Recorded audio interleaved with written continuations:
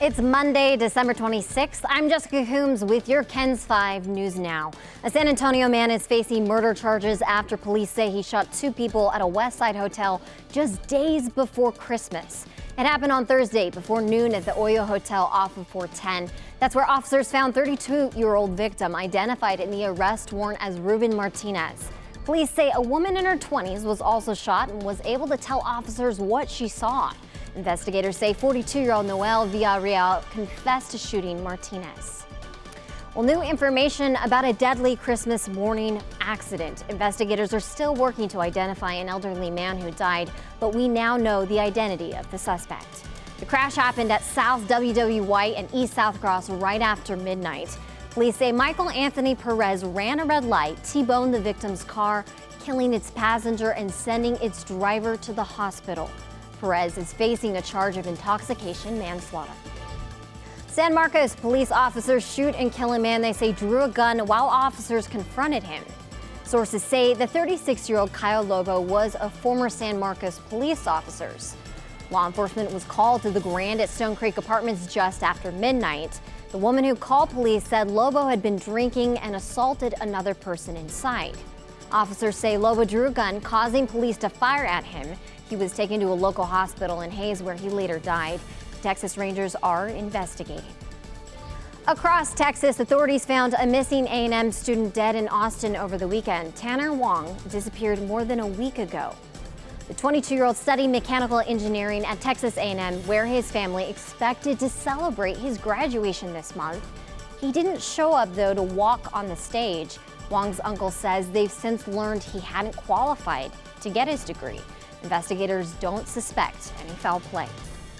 Well, two people are looking for a new place to live after a fire destroyed their mobile home just days after Christmas. It happened around 1:20 this morning in the 100 block of Emerald Street. The fire chief says an add-on fireplace looks like it may have been the cause of the fire, but they are still investigating.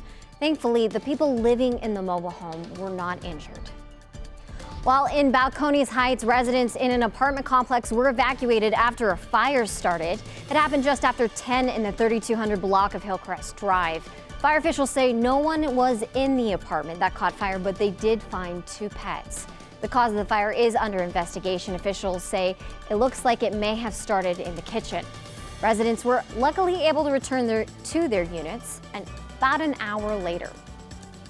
Well, if you're watching a bowl game this week, be sure to check out the Cheez-It Citrus Bowl because a local mascot will be featured during the game. St. Matthew Catholic School's mascot, Coco the Cardinal, played by Gavina Garcia, will be in Orlando this Friday. Garcia, who's only 14 years old, won a national cheer competition to earn that spot.